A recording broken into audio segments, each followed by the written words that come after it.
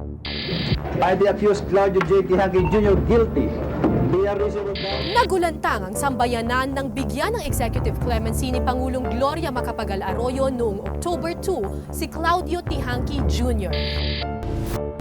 Executive Secretary kept saying that we had been informed. Si Tihangi ang taong pumaslang kay Maureen Haltman at Roland John Chapman noong July 13, 1991 sa loob ng Dasmariñas Village sa Makati. Bakit naging isang malaking issue ang pagbibigay ng pardon kay Claudio Tihangi Jr.? Ano nga ba talagang nangyari nung gabing iyon? I'm totally innocent. Ang mga tanong ng nakaraan, muli nating babalikan.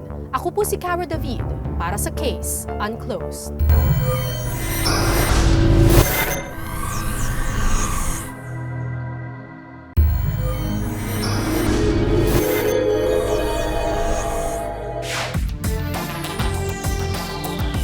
Ganap na alas 4:45 ng umaga noong July 13, 1991.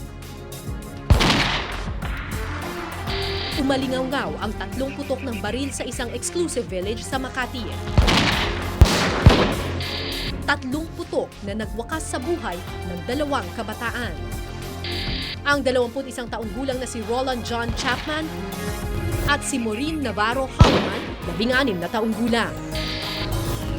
Galing sa isang party si Maureen kasama ang mga kaibigan sina Roland John at Juicy Leno. Dahil inumaga ng uwi si Maureen, nagpahatid kay Leno ang dalaga. Nakiusap siya na itigil sa di kalayuan ng bahay nila ang Mercedes-Benz na minamaneho ni Roland Chapman. Nag-decide si Maureen na ipara ng malayo-layo yung kotse from their house kasi mukhang nag-exceed siya ng curfew. So ang balak niya bumalik nang hindi na magising yung mga parents niya. Habang naglalakad pa uwi sa kanilang bahay, isang kotse ang tumigil sa gitna ng kalye at bumaba mula rito si Claudio Tihangi Jr. Nilapitan itong dalawa at sinabi, ID. No? So, itong si Leno naman, nilabas yung ID niya, ADD ID. Kinuha daw ni Tihangi at binulsa. Si Chapman naman, tinitignan yung pangyayari, bumaba at nilapitan yung grupo ni Tihangi, Maureen at saka si Leno na hindi napansin ni Tihangi na parating pala sa likod niya. So nang nagtanong si Chapman, what's the problem man? Napalingon si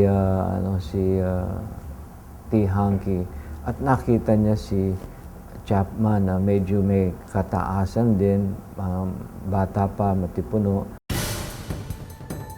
Bumunot ng baril si Tihangi at walang patumanggang binaril si Roland John.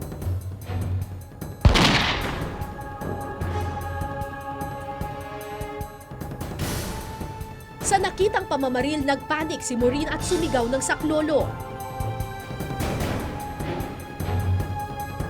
Pero walang dumating na tulong sa nagmamakaawang dalaga.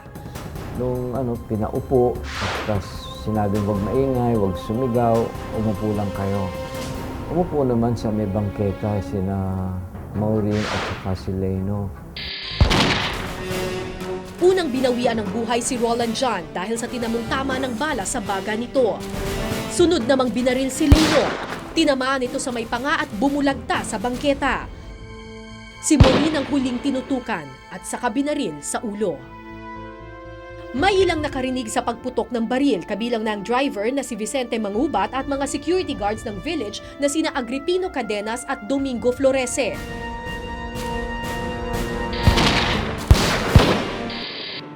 Kahit sa kanyang katandaan ngayon, tandang-tanda pa rin ni Florese ang mga pangyayari noong gabing iyon. Hindi nga, nakarinig ako ng putok. Ang silip ko na nga na si Maureen pinapaluhod. Ay sabi nga ni Maureen, "Don't shoot me.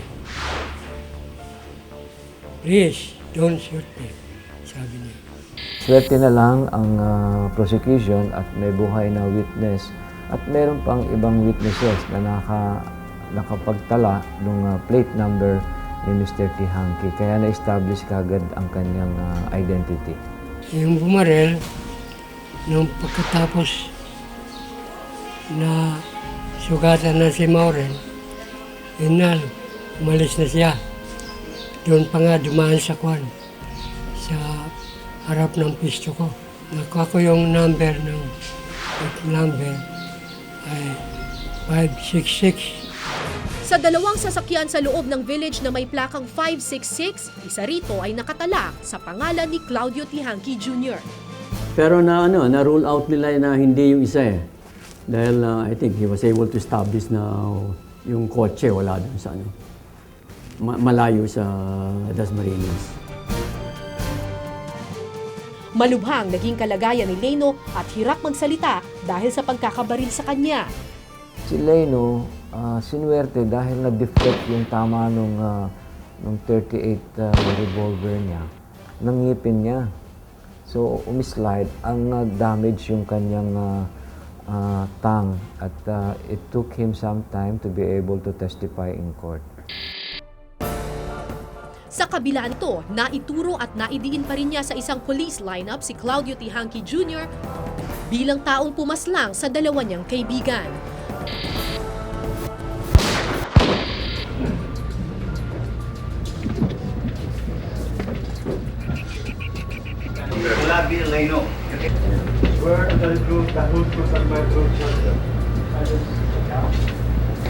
Mariing itinanggi ni Tihanki ang akusasyon. If it is the insistence of the 2-hour law, Wala raw siya sa Makati nung naganap ang krimen. detention since the time I entered the case. Well, ang explanation niya, nasa bahay siya sa Barrio Capitolio, natutulog. Basically, ang kanyang depensa ay alibi. Susubukan ko magbiyahe mula sa Dasma hanggang Barrio Capitolio, Pasig. Barrio Capitolio, Pasig, tutuloy ako ng Dasma.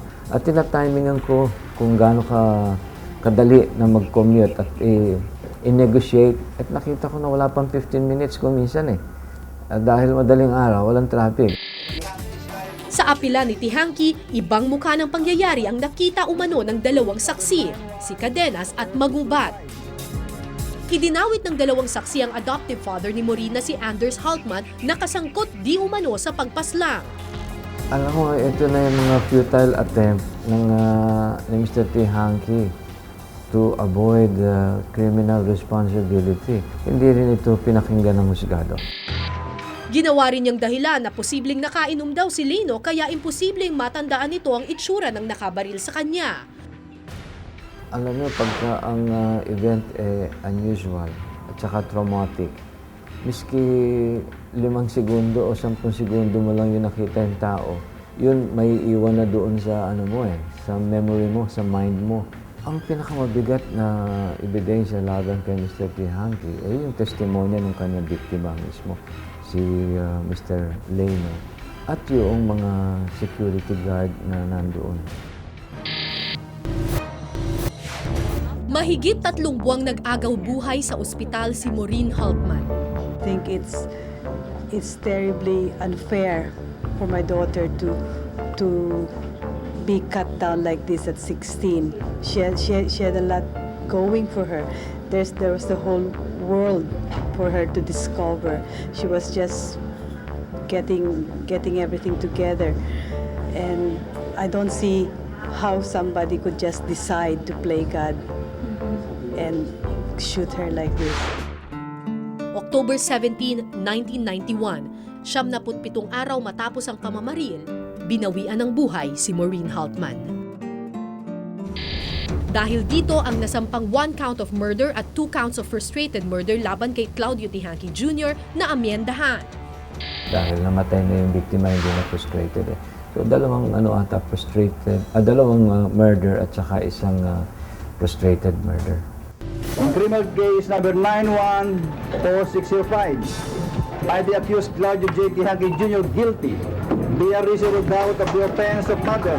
Tonight's top story, Claudio Tihanki Jr., the son of the late former Supreme Court Justice. Noong December 22, 1992, nahatulan ng guilty si Claudio Tihanki Jr. na sinang-ayunan ng Korte Suprema noong October 6, 1995. Habang buhay na pagkakakulong ang ipinataw sa kanya.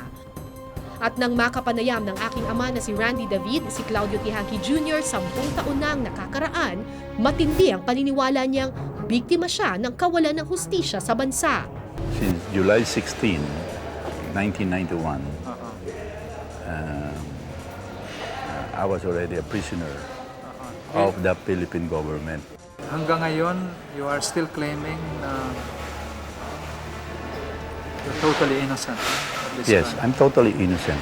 Hindi ko naman sinasabing masama lahat yung hustisya natin sa Pilipinas.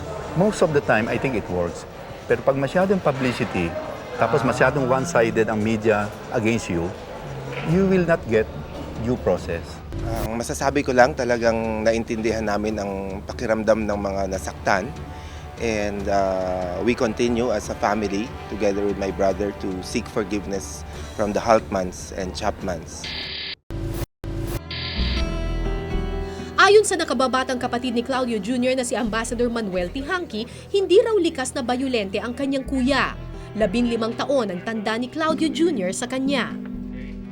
Basta sa pamilya namin, ang pagkakilala namin sa kanila, very soft-spoken, very quiet, very gentle, medyo ikis-mikis siya, malinis.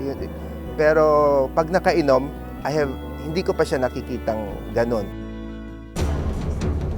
Sinabi rin ni Manuel na may pagka-spoiled brat daw si Claudio Tihanki Jr. More siguro kung ano yung hiningi niya, binibigay talaga ng father ko. At malapit siya sa papa ko at sa mama ko. At that time, si Tihanki, may ID ng NBI, may ID ng Makati Police. Malakas siya sa mga, siyempre, well-connected ang family.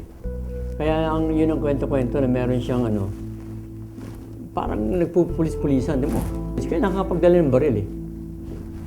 Kaya yun, may permit to carry yun. At nang gabing maganap ang pamamaril, nasa madilim na yugto raw ng kanyang buhay si Claudio Jr.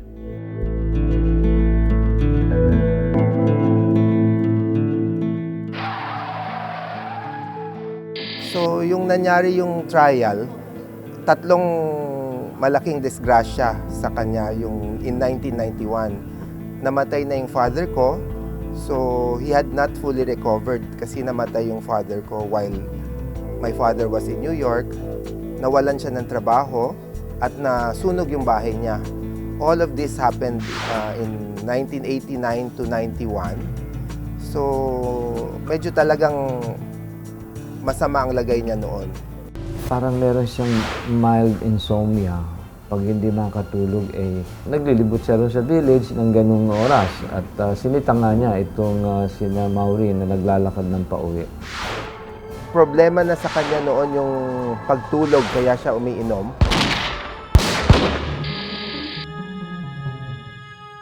Kung anong dilim ng kalagayan ni Claudio Jr., isa namang maliwanag na kinabukasan ng naghihintay sana kay Maureen Haltman. How old are you now, Maureen? I'm 16. I'll be turning 17 in September. She came home one day and said that she was offered, or she would be offered, a modeling job. But I remember that she was going to get a modeling contract, and she was just ecstatic. And she had just received her first paycheck, the first paycheck of her life, which I think we still have, which she never had the opportunity to cash because she was shot.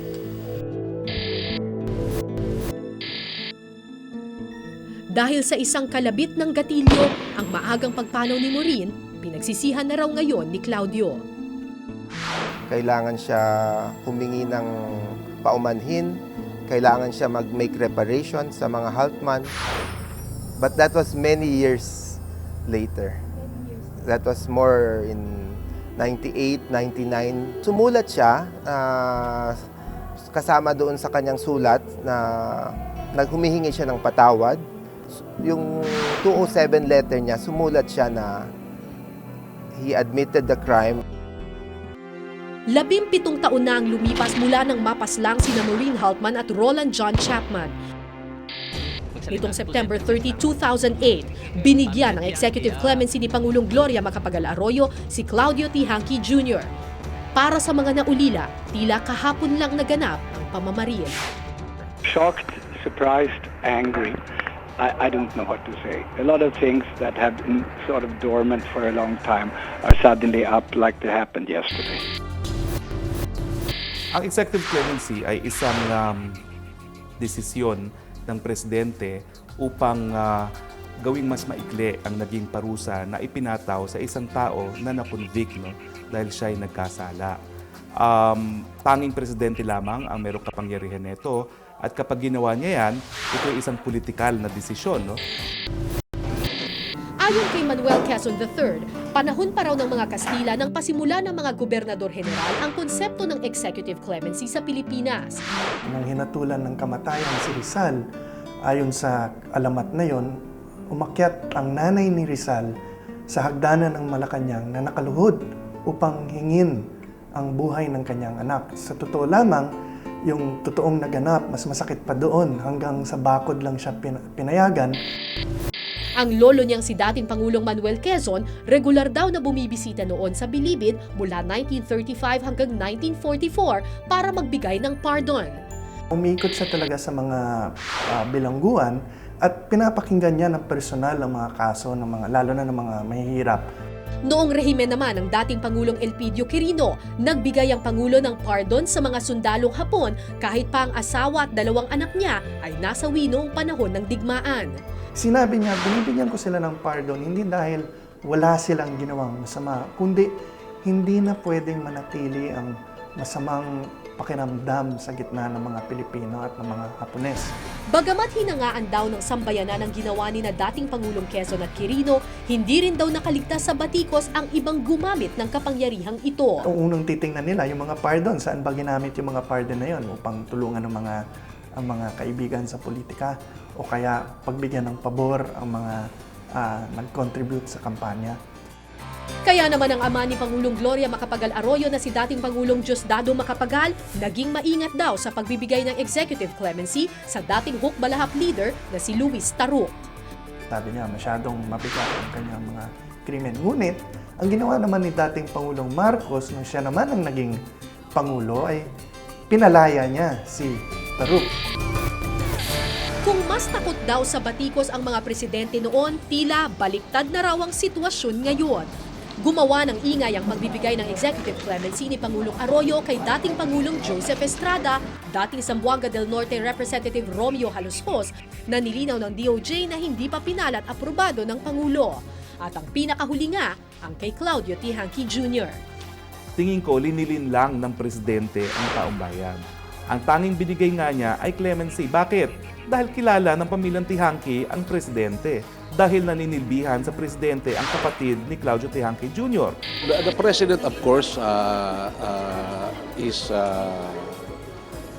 sensitive. She is aware. She understands the sentiments of the family, but she felt that she had exercised her prerogative. Anong masasabi mo sa mga paratang na may bahid politika raw yung pagpapalaya sa iyong kapatid dahil malapit daw ang inyong pamilya sa mga Arroyo? Well, kami naman, taga-silbi lang ang father ko sa Judicial Department. Ako naman sa DOJ at ngayon bilang naglilingkod lang. So, I think sa clemency talagang humihingi lang tayo ng baka sakaling clemency or mercy. November 11, 1999 nang pirmahan ni Anders Haltman ang isang settlement agreement kung saan nakasaad na hindi tututol ang mga Haltman kung sakaling mag-apply para sa parole si Claudio T. Hanqui Jr. Nakasaad din dito ang pambayad danyo sa pamilya kabilang ang bahay na nagkakahalaga ng 8 milyong piso. They would imply that, we had received monies and we were... The way I see it, it was like we were so greedy so that we would be willing to exchange money for the murderer's pardon. And this is absolutely untrue. Hindi sila agreeable, pero nag-agree sila na hindi sila mag-o-object. Hindi sila tututol. January 13, 2003 naman, nang pirmahan umano ng mag-asawang Vivian at Anders Haltman ang isang satisfaction of judgment. The Haltmans did not object when asked about the possibility of giving Mr. T. Hanqui pardon. And the Hotmans thought that there was remorse on the part of Mr. Tihanki. He has served his time, and therefore they did not object when they were asked during the processing of his paper. Executive Secretary kept saying that we had been informed.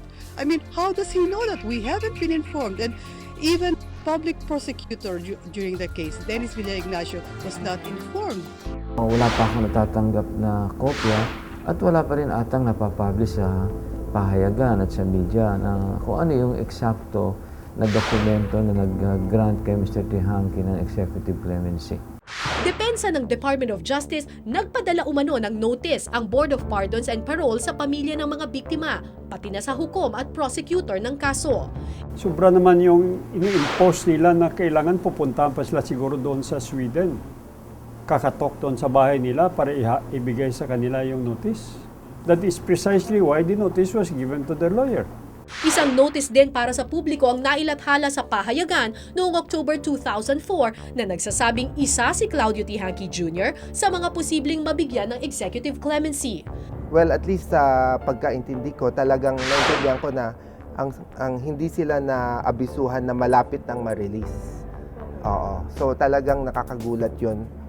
December 22, 2003 nang mag-file ng petisyon para sa executive clemency si Claudio Tihanki Jr.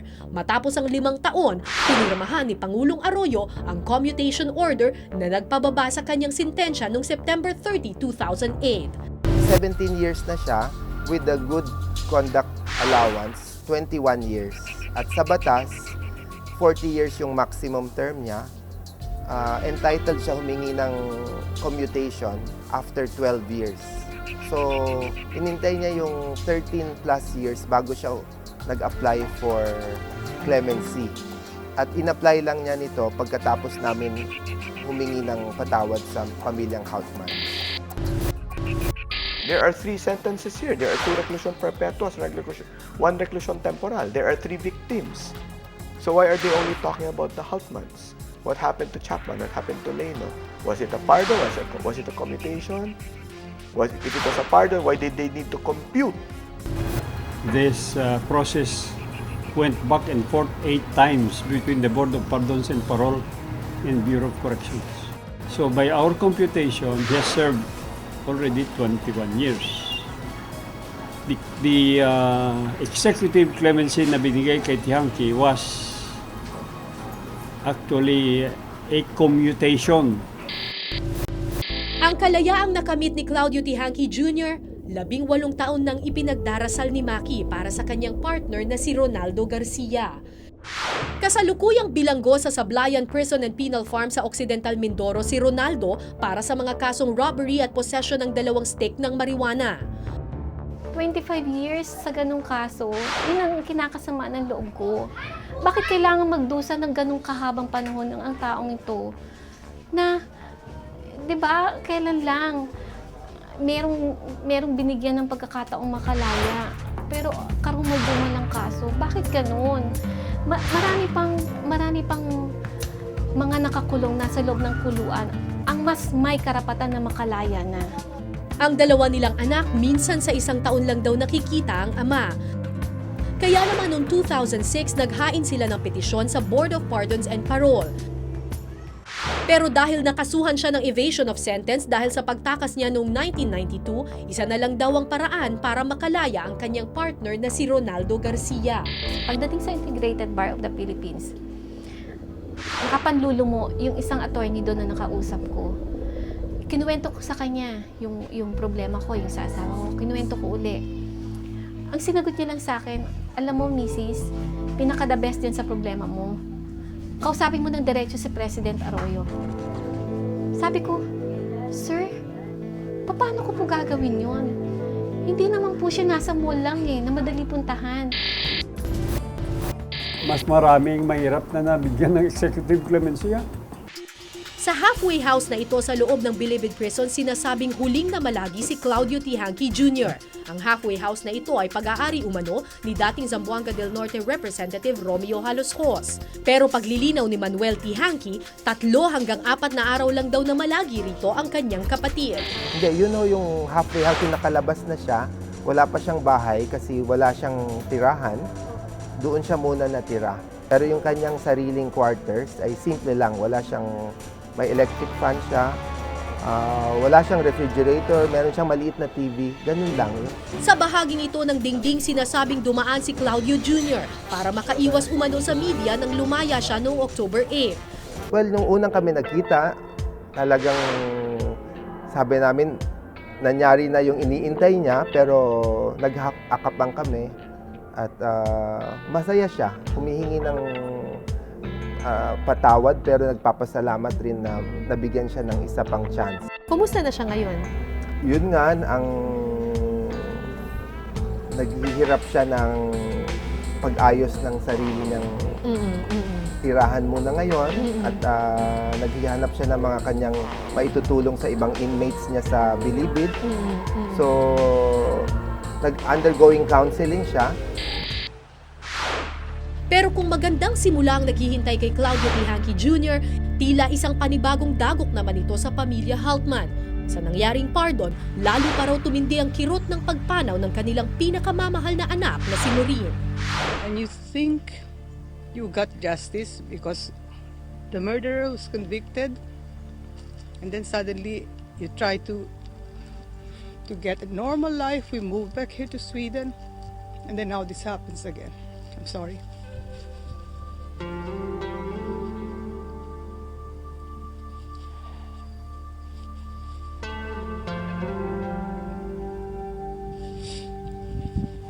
You know, on the 17th will be my daughter's 17th death anniversary. I missed her so much. I cannot blame them for feeling bad because syempre sila ang namatayan Pero I don't see whether government still has to do anything to reach out to them. Parang sabi, aaluin pa natin sila, huwag ka na magalit dahil tapos na.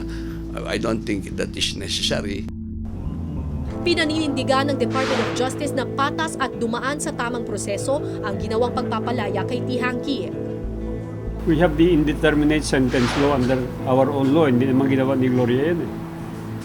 Under the indeterminate sentence law, the moment you have served already 1/2 of your sentence, you are now a candidate for parole or pardon. Noong October 15, naghain ng apela si Attorney Ernesto Francisco sa Supreme Court. Isa siya sa mga private prosecutors na humawak ng kaso. Sinasabi ko dito na the public respondents gravely abused their discretion in granting executive clemency to Claudio Tihanki and commuting his sentence. Pero ayon kay DOJ Secretary Raul Gonzales, suntok sa buwan ang apelang ito. Walang pakialam ang Supreme Court dito sa executive clemency powers ng President. So, I think the chances of that is very, very slim. Isang panawagan lang ang nais iparating ni Manuel Tihanki sa publiko. Naintindihan namin at na talagang masama yung ginawa ng kuya ko. Humihingi siya ng patawad at sana kahit hindi natin siya patawarin, provided sumunod sa batas, nabigyan natin siya ng pagkakataon at pati na ang ibang mga inmates ng Bilibid, lahat ng nagkasala na reformado, tulungan natin sila at tanggapin natin sila sa ating sosyedad bilang reformadong mga tao ulit. Habang si Maki at ang kanyang mga anak patuloy na umaasang bukas makalawa ay makakalaya na rin ang kanilang padre de pamilya. Sa pagkakalaya po ni Tihanki Jr., nabuhayan ako ng pag-asa. Nabuhayan ako ng pag-asa kasi kung sa kanya may nagawa, bakit hindi sa amin? Kaya umaasa talaga ako na merong chance ng asawa ko. Nabigyan man ng hustisya ang pagkamatay ni Maureen Haltman at Roland John Chapman, mga panibagong tanong na naman ang nabuo sa paglaya ngayon ni Claudio Tihanki Jr. Patas nga ba ang hustisya sa Pilipinas o para lamang ito sa mga taong may impluwensya at kapangyarihan? Para kay Claudio Tihanki Jr., isang bagong simula ang kanyang paglaya at wala nang mga tanong na dapat pang balikan. Pero para sa pamilya Haltman at Chapman, ang nakamit na hustisya noon ay tila ba ninakaw ng nangyaring pardon? Tapos na nga ba ang laban ng bawat pamilya?